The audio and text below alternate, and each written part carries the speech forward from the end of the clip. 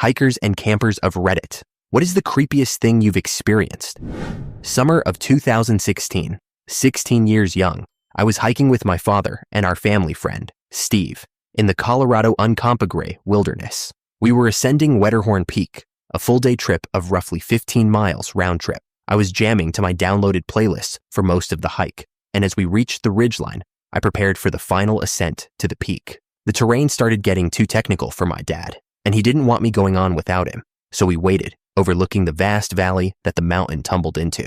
I was listening to my music when I thought I heard something, but disregarded it as part of a track I hadn't noticed before. A moment passed, and I heard the noise again. It sounded like someone hollering, but I wasn't certain. If it had been a hiker shouting, surely my dad would have heard it. I decided to remove my headphones just to be cautious, and after another moment, it became unmistakable. "Help me, I'm stuck," I heard clearly. I informed my dad that someone was shouting for help, and we began calling into the mouth of the valley, trying to communicate with the hiker we could not see. Eventually, I managed to get him to hear me, and we started shouting back and forth across the mountain range. I yelled to ask if he was all right, and his response confused me. "Call 911, he said. "I'm fine," he added, then repeated, "I'm stuck." We assumed he was a hiker who had taken the wrong path and needed help finding his way back. I started ascending the peak to intercept Steve as he descended to check for any cell signal at the top. Once I reached him, I filled him in on the situation and found that there was no service at the peak. Frantically walking back to my dad with my phone out, I reached a square foot of land where my phone switched from no signal to showing 0 bars, minimal signal. I immediately contacted 911 and reported the situation. I then returned to Steve and my dad, who had spotted the hiker on the lower face of the mountain. My dad instructed me to start trekking back to the car while he and Steve reached the hiker, and he would give me a signal whether or not to drive into town for help. The hiker was a young man in his mid-20s, wearing only a t-shirt and shorts, with no day pack or water to my knowledge. He had fallen the day before and endured quite the tumble.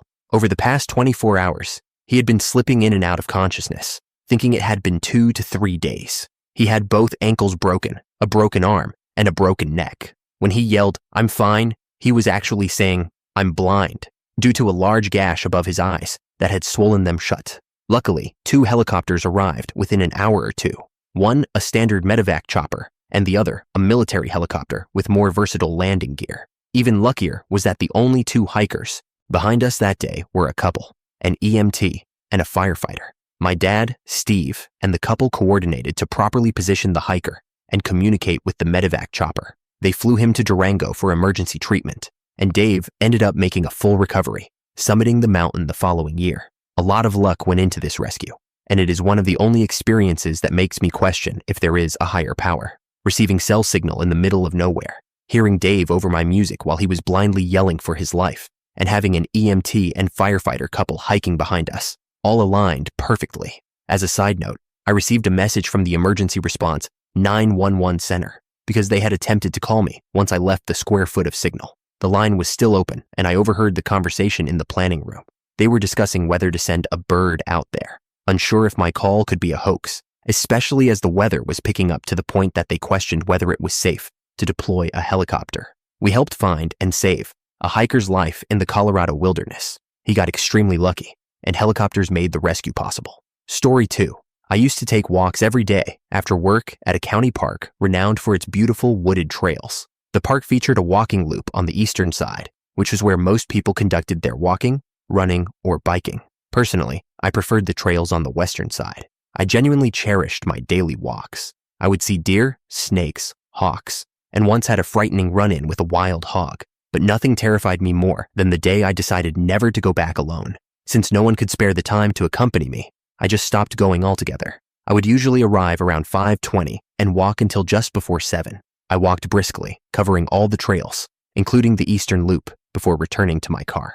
This afternoon, I parked in a different spot near the trail I planned to finish on, because a truck was occupying my usual spot at the trailhead. I set off, and everything seemed fine, though an uneasy feeling churned in my stomach. I pressed forward, walking along the path, when I noticed a man lingering by the boardwalk that crossed a swampy section of the trail. He was just standing there, waiting. I decided to bypass the boardwalk and take a shortcut just before it. I was slightly annoyed because this trail cut into some of my mileage, but I shrugged mentally and pressed on, thinking I would make up for it by walking the eastern loop twice. The uneasiness faded, and I only realized it had returned full force When I reached the northernmost part of the trail, the shadiest section because of dense overhead foliage, and heard footsteps behind me, I turned and saw the same man from before running up the trail. He wasn't wearing athletic gear. It was just black jeans, what looked like Converse sneakers, and a dark blue hoodie. I quickly turned back to the trail and hurried on. I didn't want to panic, thinking he might be after me, but I also didn't want to take the chance. Far enough ahead, I ducked into a less traveled, overgrown trail that looped back west. This trail ran closer to a creek and was heavily overgrown, which is why I rarely used it. I waited, holding my breath, to ensure he would continue down the other path, away from me. When he stepped out at the trail split, south, east, or north, where I was, he stopped and looked around, clearly searching for me.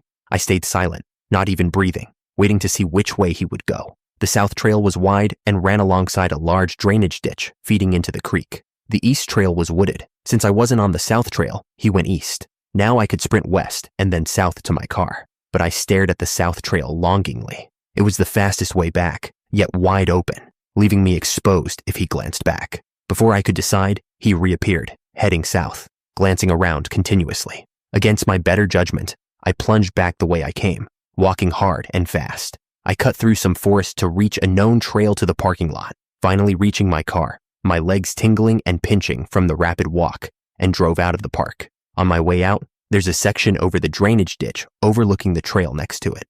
The man lingered there. He didn't see me, yet I continued hyperventilating until I reached home. I may have overreacted, but I don't think so. I never went back alone.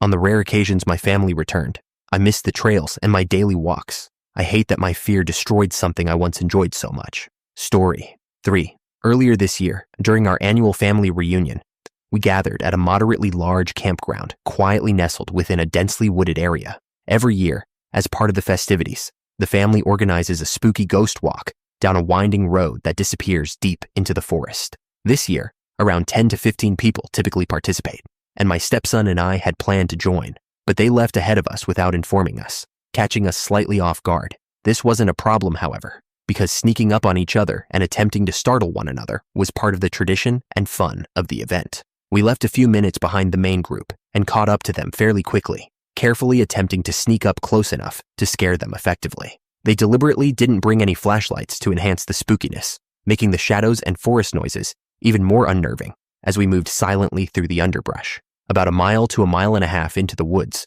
the group reacted to an unexpected noise, and I suspected they might have noticed us, so my stepson and I hung back slightly to avoid detection.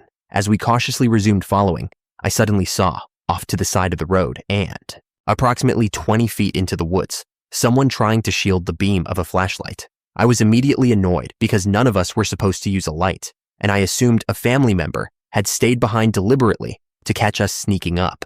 I sushed my stepson and whispered, "It's Tom and Kyle. We're going to scare them," hoping to coordinate our stealth approach. We received a gruff, whispered reply of, "Okay," and cautiously proceeded forward, keeping low and moving silently among the trees and shadows. We followed the group for another mile or so, until they finally turned around, at which point we hid deeper in the woods, waiting for them to pass. Unfortunately, we never got a clear chance to startle anyone.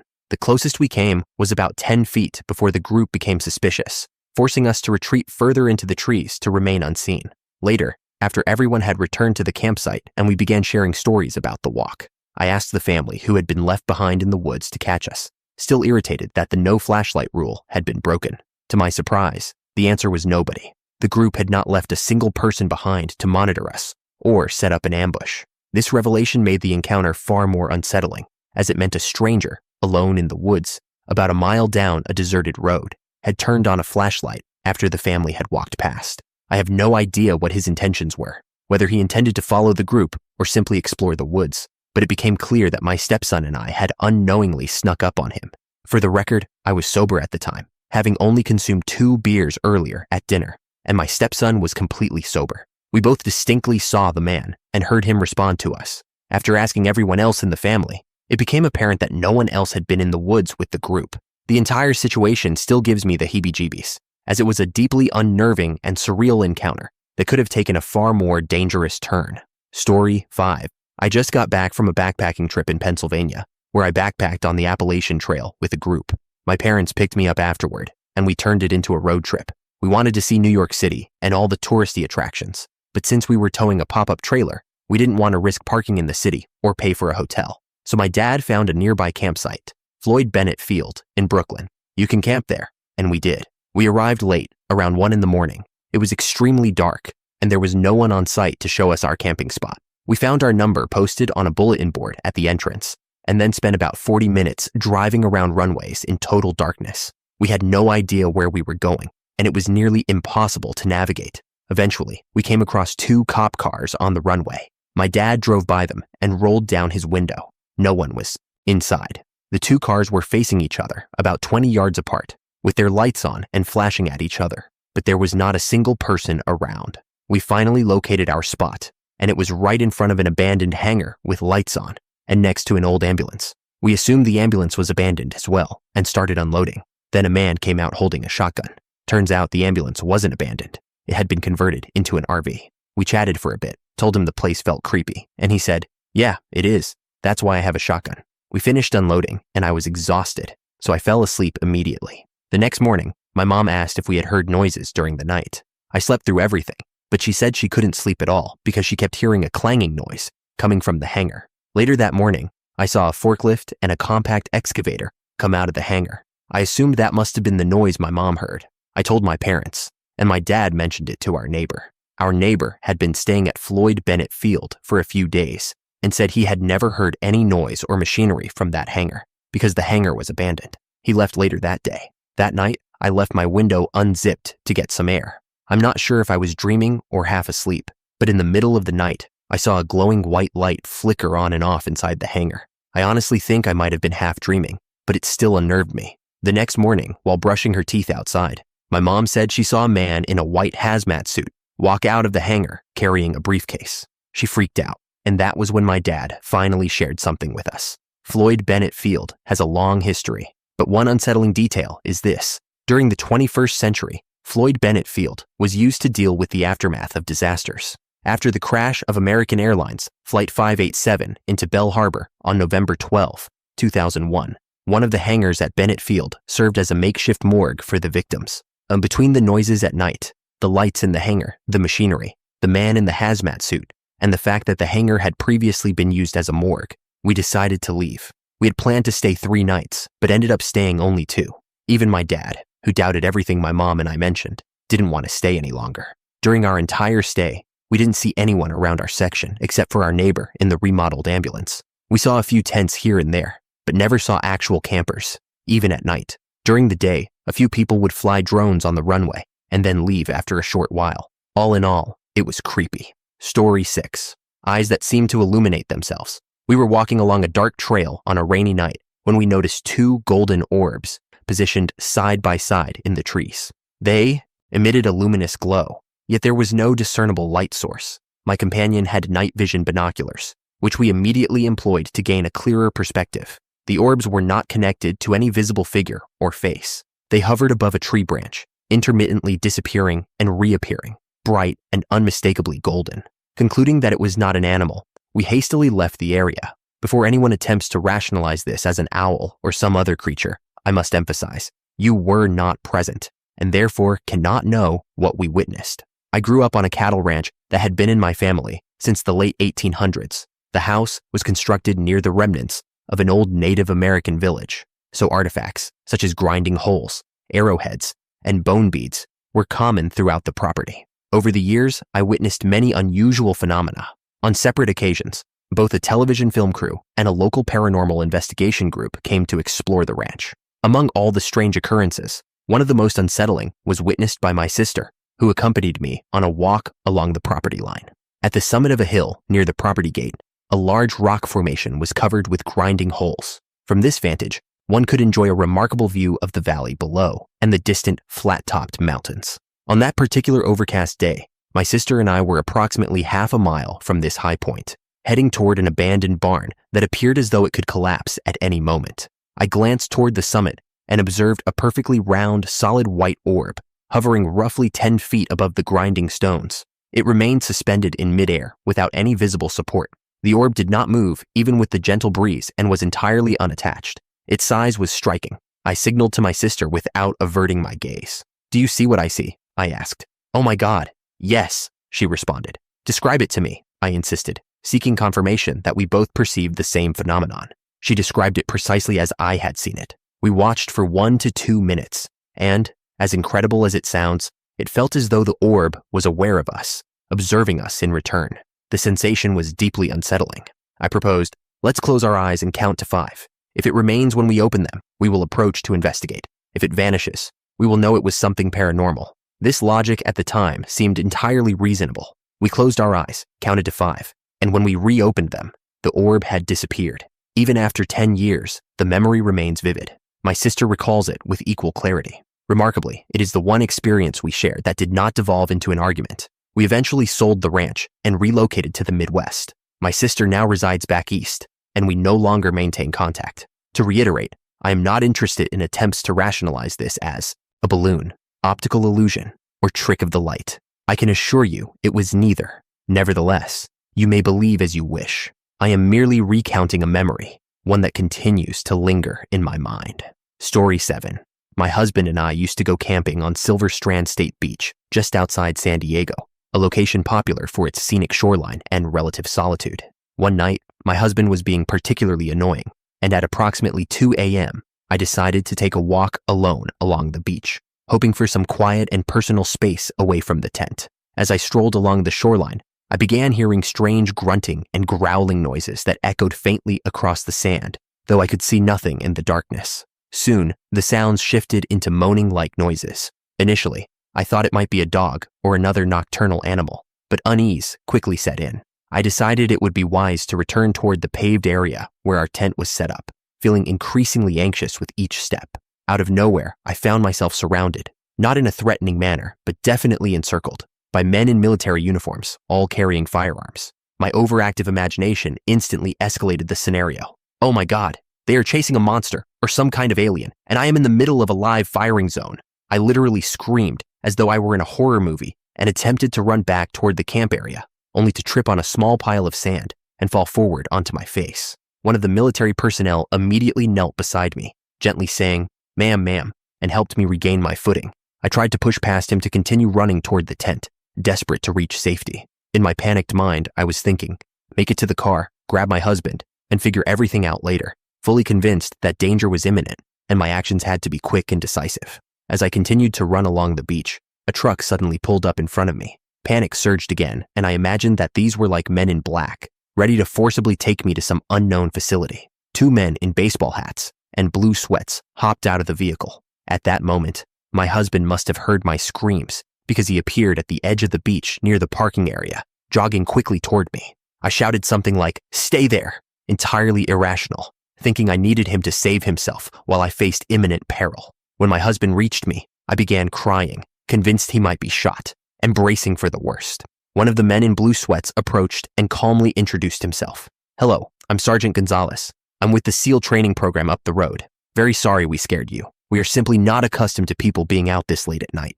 I was stunned and asked, "You guys are training SEALs with guns?" Both Sergeant Gonzalez and my husband laughed, and he clarified, "No, I'm sorry, Navy SEALs, not SEAL animals. Our school is in Coronado, and we were teaching these trainees how to conduct nighttime patrols. You startled my team as much as they startled you."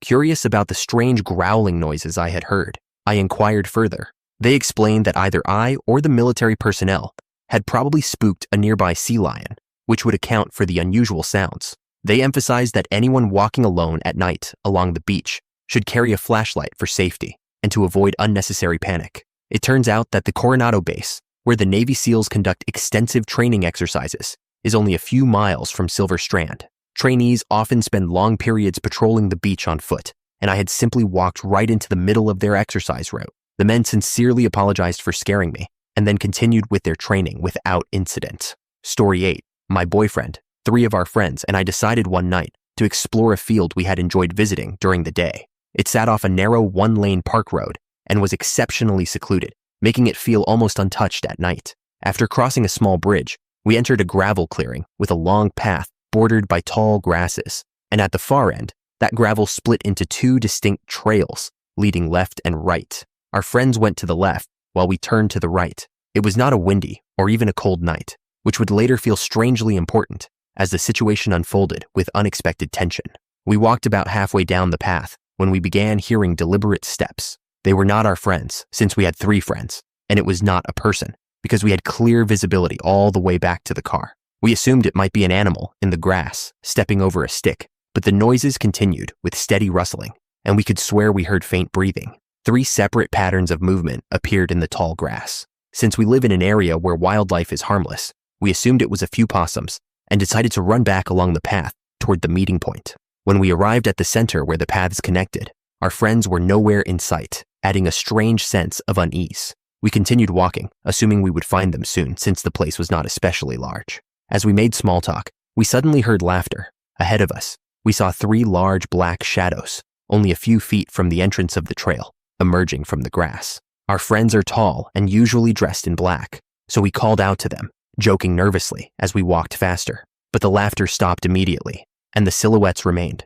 noticeably taller than our friends. They did not speak or move at all. The closer we walked, the larger the figures became instead of appearing smaller, which made no sense. We could still see the unmistakable 3 shadows, but not our friends anywhere. I gripped my boyfriend's hand harder than I ever had in my life, because there was absolutely nothing near us that could cast such defined shadows in that location. We walked directly through the shadow, turned around after passing through it, and noticed the light around us had not changed at all. We sprinted the rest of the way to the car, where we found our 3 friends wide-eyed and out of breath. "Help me now, please. 9999, open up this car," someone shouted as we scrambled inside.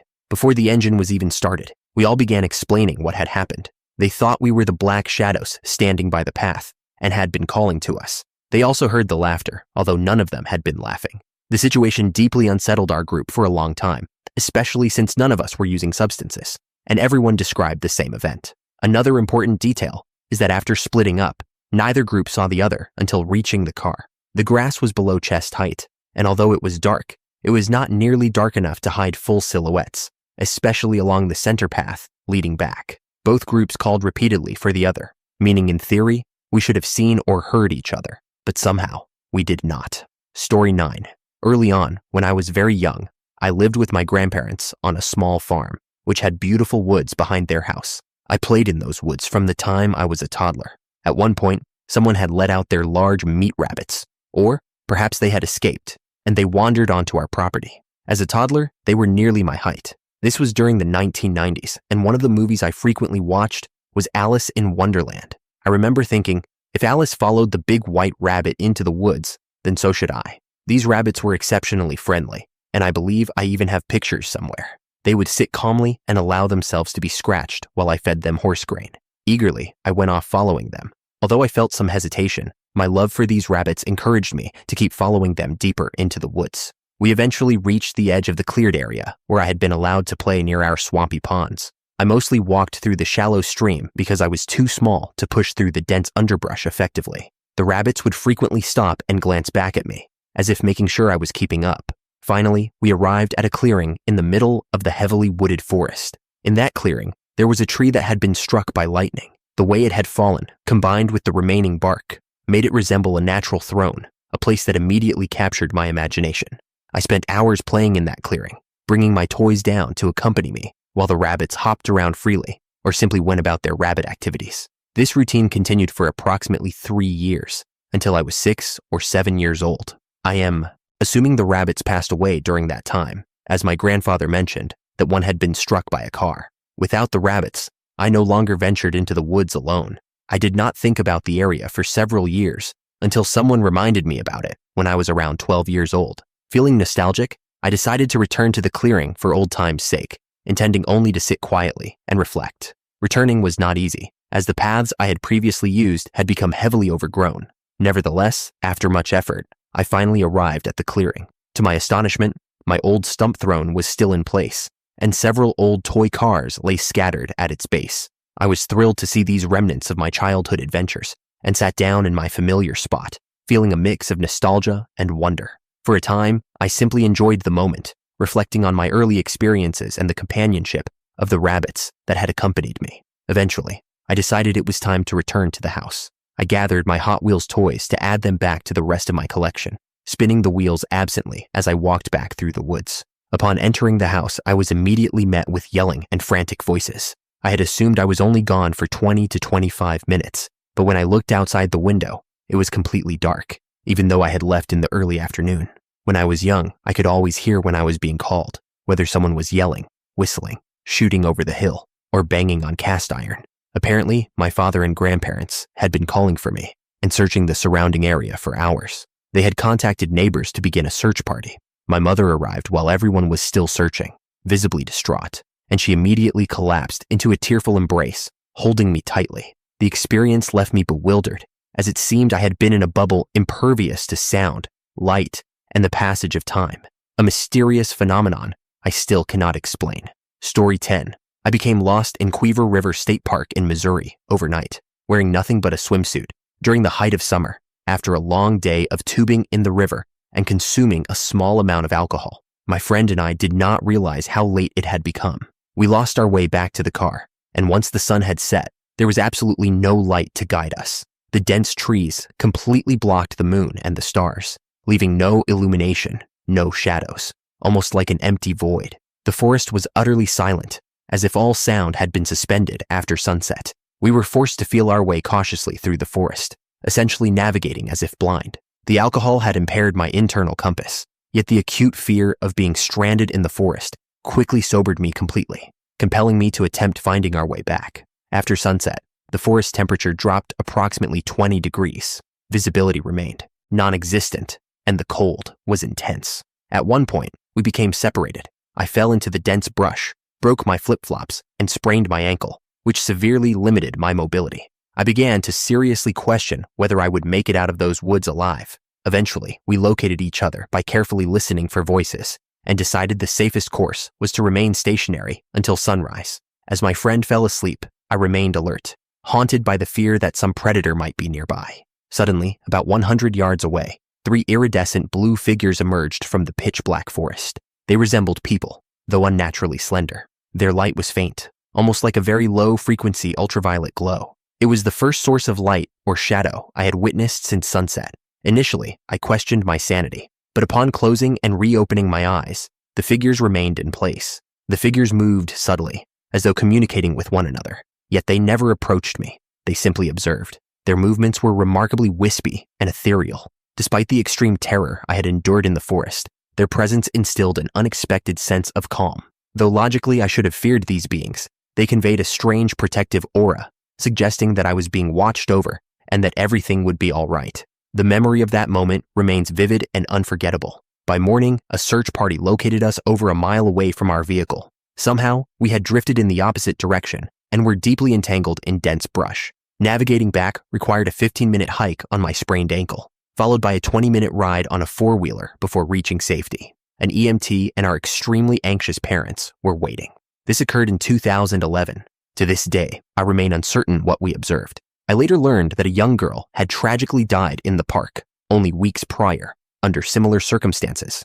I am profoundly grateful that we emerged alive and unharmed. Story 11. It is not a paranormal story, but it is certainly unforgettable. I was raised by my grandparents, and every summer we took a family camping trip. One summer, we decided to visit a new campsite we had never been to before. A few days into the trip, I woke up while my grandmother was carefully passing me through the tent opening to my grandfather. I started to speak, but he gently placed his hand over my mouth and shushed me, signaling for absolute quiet to avoid attracting attention. I watched my grandmother walk up the hill toward the truck, while my grandfather quietly followed behind her, carrying me carefully. Once she got into the truck, he handed me to her, closed the door slowly to avoid making any noise, and then quickly moved around the truck. He jumped into the driver's seat, slammed the door firmly, and drove off at a remarkable speed, ensuring our safety. I eventually fell asleep in the truck from the stress and tension of the situation. When my grandmother woke me, it was daylight, and we were parked outside a sheriff's station. We went inside, and I sat with my grandmother in the waiting area chairs, while my grandfather went to speak with someone privately. Soon, a female officer came over and stayed with me, while my grandmother briefly stepped away. I had no idea what was happening, and the uncertainty was disorienting.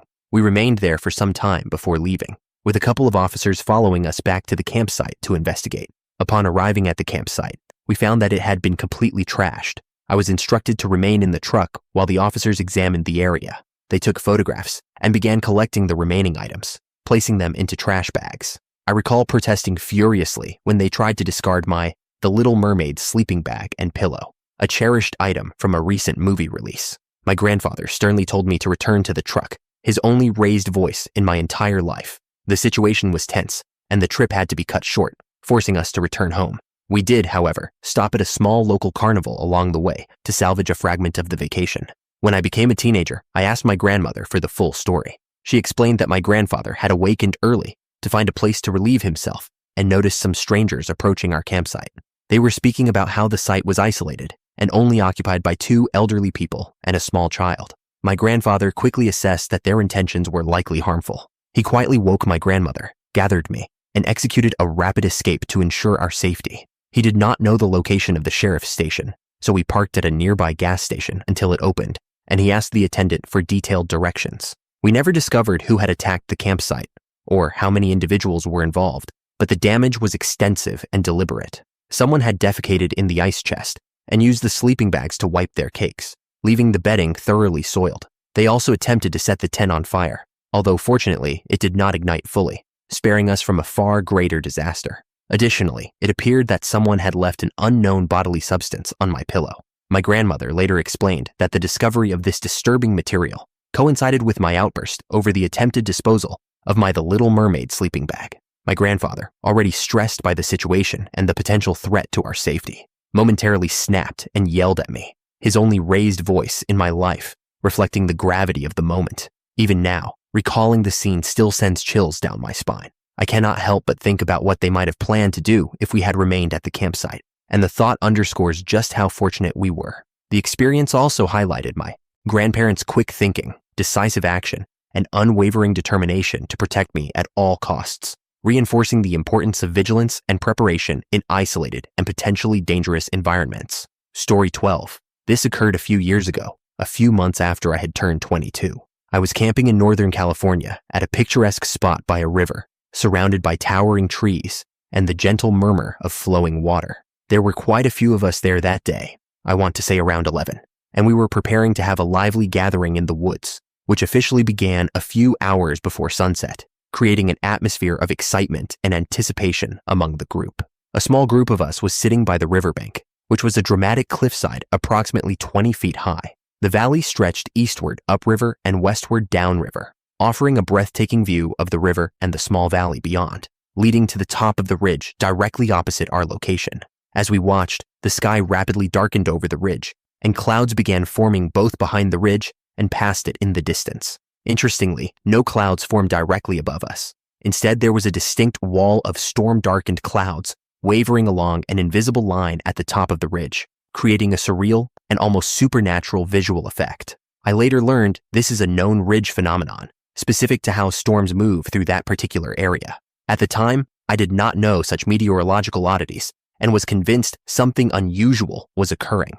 Although it did not rain directly on us, we could simultaneously observe the storm and the stars above, an eerie combination that heightened our sense of wonder and curiosity. The parking lot of this campground was a large gravel and dirt area, well worn by frequent vehicles and rarely maintained. Aside from the riverbank, it was one of the few locations where the night sky and stars were clearly visible through the surrounding trees. As night fell, the temperature dropped significantly, prompting us to migrate to the parking lot for warmth and visibility. The storm continued to rage around the valley, and the crackling of thunder echoed dramatically, amplifying the tension and excitement within our group. I cannot recall the exact details of our conversations, but at one point, someone made a careless remark, prompting another member to jokingly threaten to strike them with lightning if they did not remain silent. Almost immediately, lightning struck across the opposite side of the ridge, and thunder reverberated through the valley in perfect synchronization with the words spoken. The responsiveness of the storm to our spoken statements was both thrilling and unnerving, captivating the attention of every participant in the gathering. As the night progressed, we observed that the storm responded consistently to dramatic words and phrases, regardless of their content, provided they were spoken with intent. If the phrase lacked sufficient emphasis, the effect would not manifest, which encouraged even the shyest members to experiment. Watching previously timid participants summon thunder elicited amazement and laughter, as their astonished reactions highlighted the extraordinary, almost paranormal, nature of the experience. The entire event was not particularly frightening, yet it was the most genuinely paranormal phenomenon I have ever experienced. We continued testing the storm's responsiveness for several hours until our fascination waned, ultimately tiring of the ability to seemingly control thunder at will. By morning, the storm had fully dissipated, and with it, the thunder faded, leaving the valley in calm serenity and concluding a night of extraordinary and unforgettable natural phenomena. Story 13.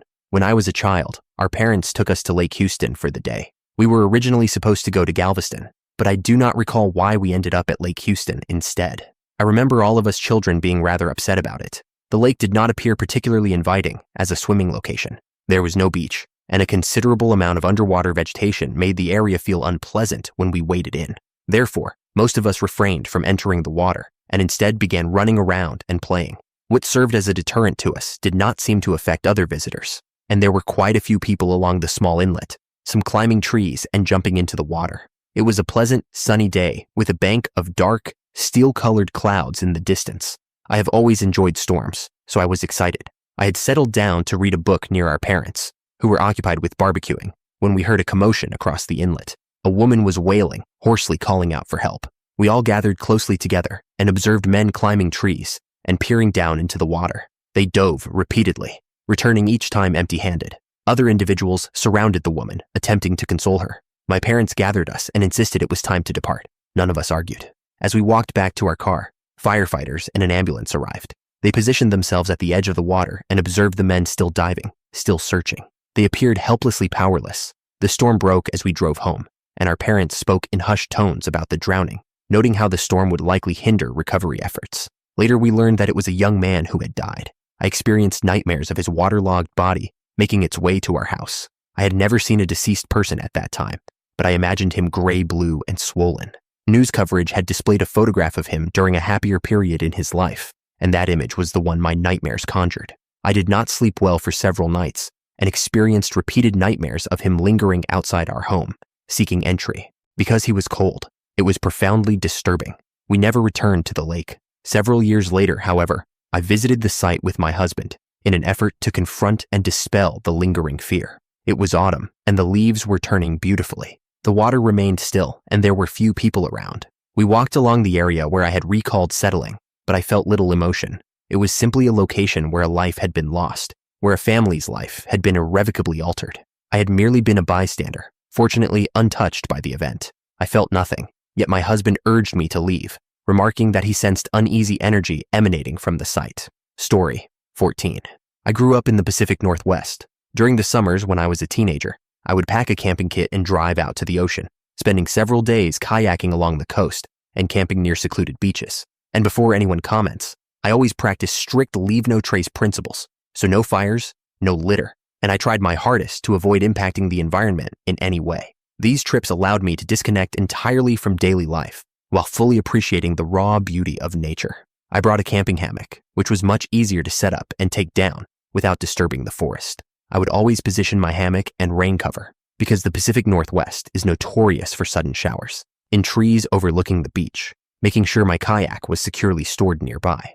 Most of these locations had no trails. They were simply quiet spots where I could camp, relax, and enjoy solitude for the night. These excursions became my personal escapes from the chaos of everyday life. One day, which was unexpectedly sunny, I arrived at camp early because I wanted to swim briefly and read a book. I began hauling my gear uphill, searching for a suitable spot with a clear view of the beach. After identifying 2 sturdy trees, I set up my hammock. While glancing into the forest, without any intention of hiking far in and getting lost, I noticed a figure that initially looked human. I called out a casual "hello," but there was no response, and a shiver ran down my spine. As I approached to investigate further, I realized it was not a person, but something else entirely. It is difficult to describe, yet at the same time, deceptively simple. It was a stump shaped like a person. In full view of the beach, I counted 7 such human-shaped stumps. They were covered in moss, rooted to the ground, and positioned as though silently observing the shoreline. Their stance was still and calm, but the sight was undeniably disturbing, sending an immediate sense of unease through me. I quickly got myself out of there. I packed my belongings, loaded everything into my kayak, and did not stop moving until nearly dark, ensuring I was completely clear of the beach by dawn. It was, without question, one of the most frightening sights I had ever encountered in the Aptia wilderness. Looking back, I suspect it was likely an artistic installation or prank, perhaps carved by local artists who enjoy leaving such peculiar displays in remote areas to shock unsuspecting campers. Curious, I later asked a few people who also engaged in backcountry camping if they had ever seen anything similar. A couple confirmed they had come across human-shaped stumps, but never as many or placed so close to the ocean. This incident occurred in the early 2000s, before the prevalence of smartphones, so unfortunately, I have no photographic record. The memory remains vivid and surreal. I must give credit to the creative, perhaps eccentric, Pacific Northwest art students who clearly know how to scare people quite effectively in the woods. Their craft is remarkable, though extremely startling to unsuspecting campers. Story 15. I was camping at a lake and decided to take an afternoon hike around the area with my nephew. I often go off trail, and I did so again as we moved closer to the lake. I came across a narrow crevice in the rocks and entered the space by removing my backpack and carefully squeezing through. The clearing was surrounded entirely by boulders, with the crevice as the only possible entrance. Inside, rocks and logs were arranged around a central fire pit, giving the place an unexpectedly deliberate and unsettling atmosphere. There was a structure resembling a primitive outhouse, clearly built on site and carried in by hand, piece by piece. Inside the outhouse sat a bucket topped with a child's cartoon-themed potty seat, the kind commonly used for early potty training. Sticks were arranged everywhere, tied into strange little figures reminiscent of the Blair Witch style. Small stones were stacked into deliberate piles. The location was roughly 20 yards off trail, and the entire clearing carried an overwhelming sense of dread that struck instantly. My nephew, who was around 13 at the time, was visibly unsettled and unusually frightened, unable to explain why. We left immediately, and the moment we stepped out, we heard voices. This was a remote area, and we had not seen another person anywhere nearby. Instead of heading toward the voices and returning to the marked trail, we cut back toward the lake and decided to follow the shoreline back to camp. The moment we did so, we heard footsteps moving through the brush behind us, which startled us enough to hurry straight to the edge of the water. Along the shore, we found more stacked stones and additional stick figures, which caused us to bolt again with rising panic. Eventually, we managed to convince ourselves that we had simply frightened each other and shared a brief laugh. When we reached a large rock outcropping, we cut back into the forest to shorten the return.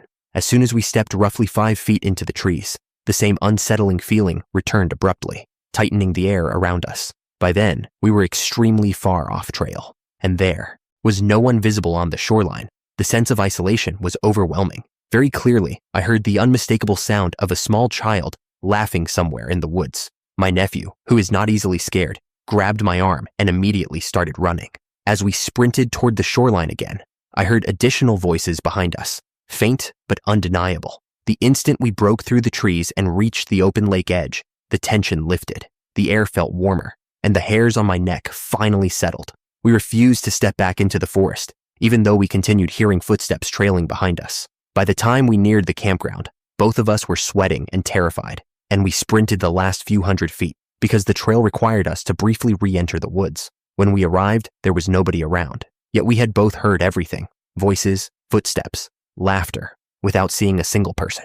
We refused to return to the area to prove the presence of the stick figures or the hidden clearing with its stones and strange arrangements. The rest of our group laughed, but we knew what we heard, and nothing could convince us otherwise. I still do not believe in anything paranormal, yet someone or something followed us through the woods that day, and I never saw another soul on the trail or anywhere near us. When my sister suggested that particular campground again, I refused without hesitation.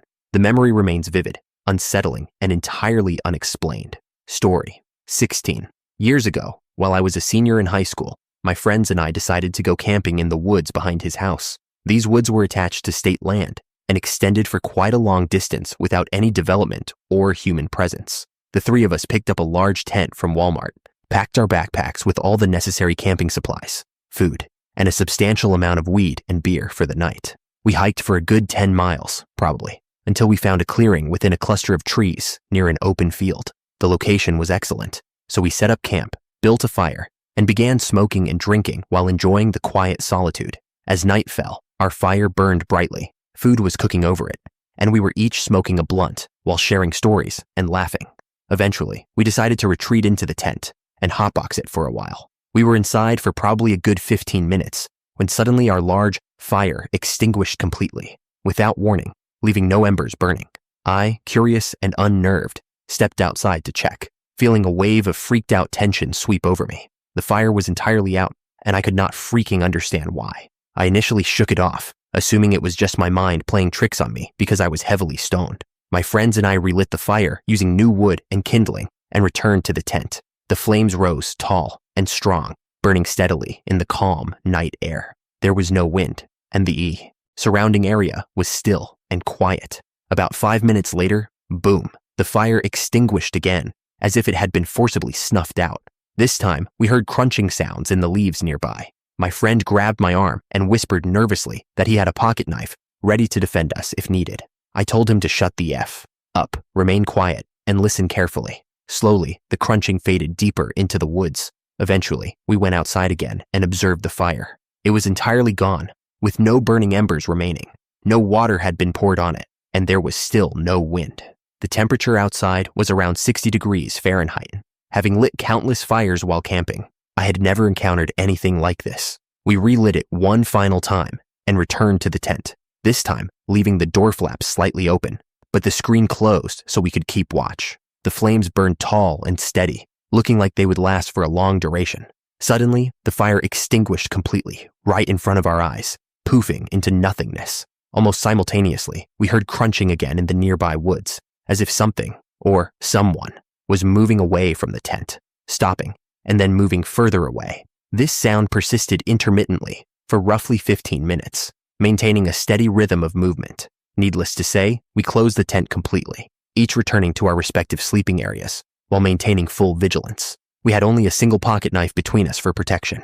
My fear was overwhelming, and none of us slept that night, staying awake until the sun rose above the horizon. Even after returning home, the event remained etched in our minds, and we occasionally recount the story with disbelief. It was, without question, one of the strangest and most unsettling camping experiences of our lives, leaving us with more questions than answers. Story 17. While in northern Minnesota, I was staying at a Boy Scout camp on a camp maintenance trip. Throughout the day, my friends and I would often hear a relatively loud bird song coming from the edge of the main meeting/rec area. Over the course of the trip, we gradually realized that the birdsong was always the same, with literally no variation in tone, rhythm, or speed, which became increasingly unnerving. On our final night, the bird seemed almost unnatural, as if it had consumed some powerful stimulant, because it was louder and more persistent than ever. It finally fell silent around 10 p.m., leaving an eerie and unexpected calm over the campsite that made the shadows feel heavier and more pronounced. At that point, I was completely alone in the campsite, as all of my colleagues were participating in OA, a program my fellow current and former scouts will understand. I had been trying to avoid the responsibilities of that program, so I remained behind. About 30 minutes later, the camp emergency signal rang sharply across the grounds, startling me and forcing me to head down to the rec area, our designated meeting spot, with my heart racing and every nerve on edge. Everyone filtered in slowly, and after a tense few minutes filled with confusion and murmured speculation, the incident was officially ruled a false alarm. Despite this, the lingering tension made it difficult to relax or even breathe normally. Everyone returned to their tents and the OA area, respectively. No sooner had I settled back into my campsite than the emergency signal blared again, repeating the earlier unnerving experience. I returned to the rec area, where noticeably fewer people appeared this time, assuming the system was malfunctioning. Once again, it was ruled a false alarm, and I walked back to my tent for the third time, feeling a creeping sense of dread. Crawling into my sleeping bag, I tried to calm myself, but the stillness of the night and the forest around me felt charged with an unseen presence, as if the woods themselves were waiting. 20 minutes later, an extremely deep, resonant tone erupted from the direction of the beach, low and vibrating through the trees, sending a shiver down my spine. I was both terrified and frustrated, as if some invisible entity were playing a cruel trick. Slowly, the tone deepened, sounding unnervingly like the low growl of a large animal, maybe a bear or a moose, moving unseen through the darkness. I stayed huddled in my tent, trembling, and retrieved my only weapon, a small sword I had made in metalworking.